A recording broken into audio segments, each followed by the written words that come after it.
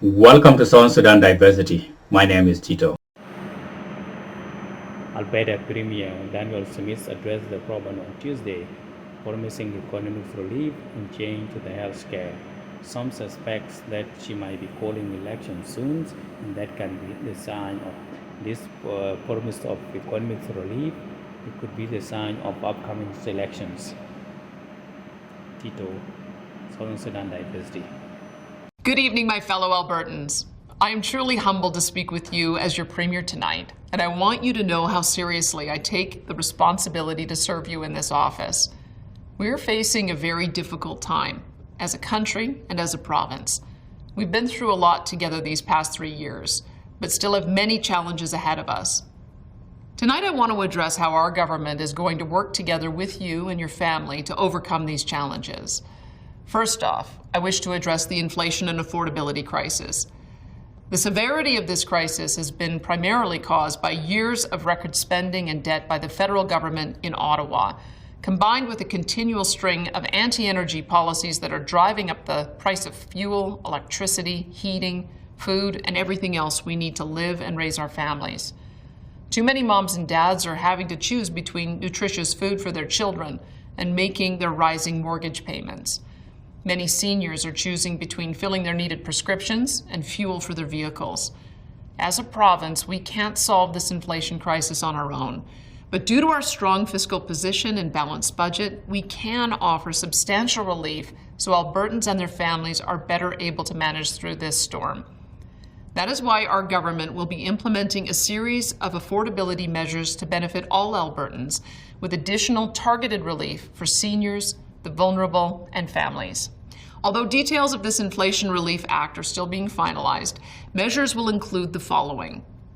For seniors and families with dependent children under 18 years of age, we will provide $600 over 6 months for each child as well as each senior.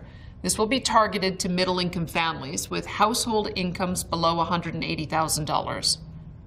That same amount will be provided to vulnerable Albertans collecting AISH and PDD and income support. We will suspend the entire provincial fuel tax for at least the next 6 months and make the current fuel relief program permanent thereafter.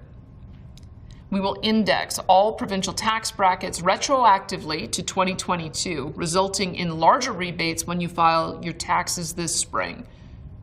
We will also index for inflation, AISH, PDD, income support, the seniors benefit, and the Alberta Child and Family Benefit beginning this January. We will provide an increased rebate on consumer electricity bills through the winter months, totaling an additional $200 per household. We will limit spikes in winter electricity rates while continuing with the current natural gas rebate program. And finally, we will invest in food banks and expand low-income transit passes to ensure every Albertan has access to food and mobility for their families. These are just first steps, and there's much more to do. But I will ensure every decision our government makes from now until this crisis is over balances affordability for Albertans with the need for continued balanced budgets and fiscal responsibility.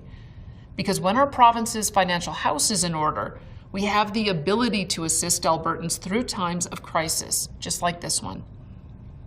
Our province's other big challenge is healthcare. We have amazing frontline staff. Our nurses, doctors, paramedics, and other health professionals are truly world-class in every respect. But we have far too many managers and consultants, and not enough health professionals on the front lines caring for patients.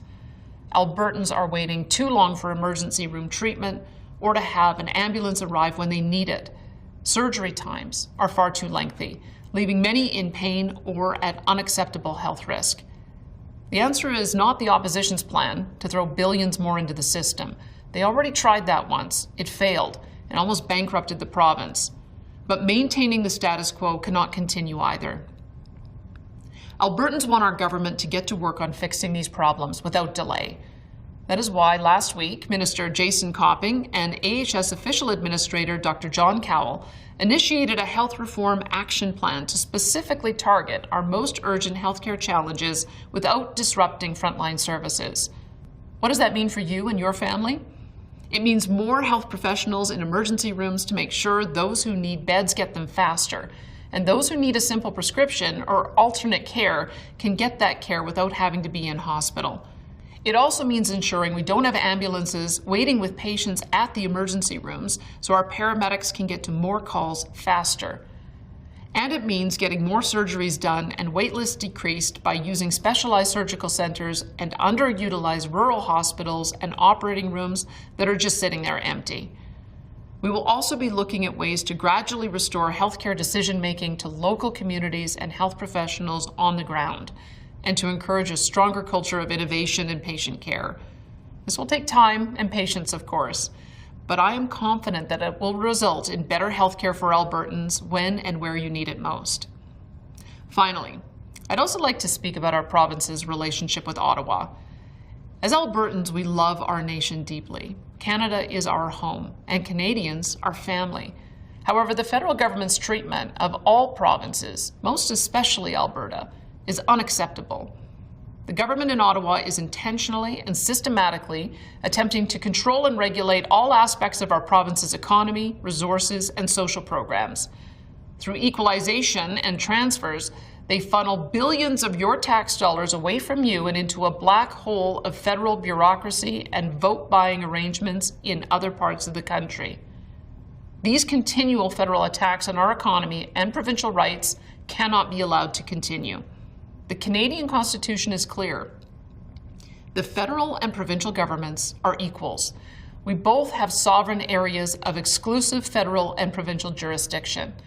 Albertans, not Ottawa, are in charge of developing and exporting our resources, growing our economy, and delivering healthcare, education, childcare, and other programs in the manner that we, as Albertans, choose.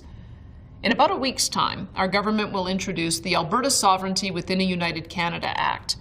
This legislation is designed to be a constitutional shield to protect Albertans so that when Ottawa implements a policy or law attacking our economy or provincial rights, our government will not enforce these unconstitutional measures in Alberta. We will put the rights of Albertans first, always. Now, some are attempting to scare folks into thinking that this legislation has something to do with leaving Canada. Nothing could be further from the truth. In fact, this new law will have the opposite effect. By restoring and respecting the constitutional rights of our creative and diverse provinces, including Alberta, Canada will become stronger, more prosperous, and more unified than ever.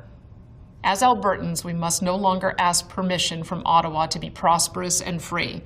We must be free to chart our own course as a senior partner in a strong and united Canada. In closing, my fellow Albertans, I wish to speak about something personal. Serving as your Premier is by far the most challenging thing I've ever done. I know that I'm far from perfect, and I make mistakes. And having spent decades in media and hosting talk shows, I discussed hundreds of different topics and sometimes took controversial positions, many of which have evolved or changed as I've grown and learned from listening to you. But I know I'm not a talk show host or a media commentator any longer. That's not my job today. My job today is to serve each and every Albertan with everything I have and to the best of my ability, however imperfect that may be at times. I must be humble, listen, and continue to learn from you. I must also be strong, focused, and determined to do what I believe to be in the best interests of Albertans, no matter how hard that is. But when I'm wrong or make a mistake, I will look to follow the example of our dear departed friend, Premier Ralph Klein, admit to it, learn from it, and get back to work, because that is the Alberta way. I love this province and everything it stands for. We are a land of pioneers and farmers, entrepreneurs and innovators, communities and families, a place where the best and brightest come from every corner of this world to join with us in building one of the greatest places on earth to live, work, and raise our families. Together we can and will overcome every challenge we face to ensure that our province's best days are still to come, and that Alberta forever remains strong and free. Thank you, and good night. Thanks for watching. Please feel free to suggest any topics to be covered by South Sudan Diversity, and remember to subscribe if you like what you see.